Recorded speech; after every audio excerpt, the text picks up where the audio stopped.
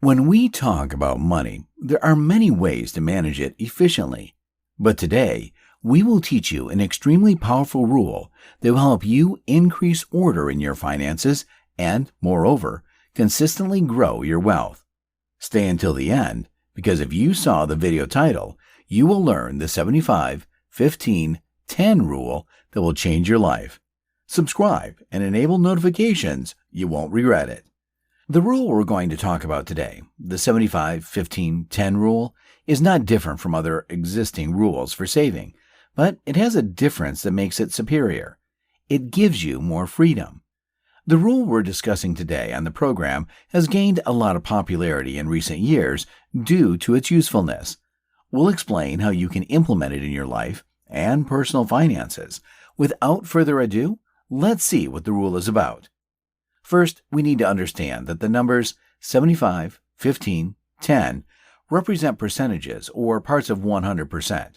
According to this rule, these percentages are ideal for maintaining controlled and healthy personal finances and ensuring a high percentage of your income is allocated to savings. In this way, that percentage in that savings fund can be used as an emergency fund and for investment. The number 75 represents 75% of your net income, which is allocated to basic expenses. Basic expenses are those necessary for survival, meaning expenses without which you cannot survive. For example, they include food, insurance, medication, if you need them regularly for a medical condition, utilities like electricity, water, trash, medical insurance, transportation, and rent or mortgage payments. Note that I didn't mention dining out at restaurants or buying clothes at any point. This is because these are not essential or basic expenses for life. I also didn't mention travel expenses, as I will talk about that later.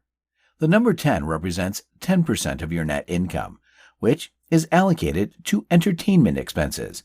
These expenses include dining out at restaurants, going to the beach, going to bars, buying clothes, or other items that contribute to maintaining a certain lifestyle or standard of living. They are things that are not essential. For example, buying a mobile phone and paying a monthly fee for it. That fee would be deducted from the 10% of your net income, which is what this category represents. It's important to clarify that, for example, if you order a pizza for delivery or food from a restaurant, that expense will also be deducted from this category as it is not a basic or essential expense. You could cook with the food you already have in the refrigerator. In other words, expenses for food delivery should also be deducted from here. If you want to go on vacation and the amount allocated for it is more than you need, you can set aside some of that money and create a separate fund specifically for vacations. As I mentioned before, these expenses are not essential or necessary to keep us alive, but we understand the importance of enjoying life, relaxing, and releasing accumulated stress during the week or after a tiring day at work. That's why it's important to consider allocating 10% of your net income to these activities, but avoid exceeding this limit as it would not be as healthy. The 15 represents the allocation of 15% of your net income for savings and investments.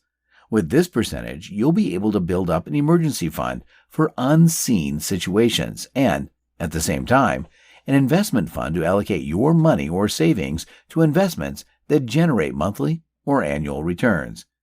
It's important not to neglect this percentage because even though you're working and earning a salary today, we can't predict the future.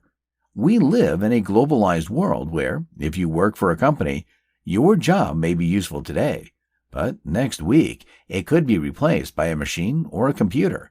That's why it's necessary to prepare for such situations and have an emergency fund. The same is true if you own a business that's doing well today, but may face new regulations or situations in the future that could lead to closure or bankruptcy. To be prepared for these circumstances and a possible significant reduction in monthly income, it's important to have an emergency fund and invested money.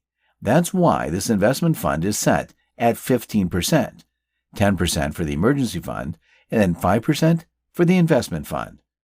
Through this investment fund, you'll be able to acquire investments that generate monthly or annual income, allowing you to handle situations where your other sources of income are affected.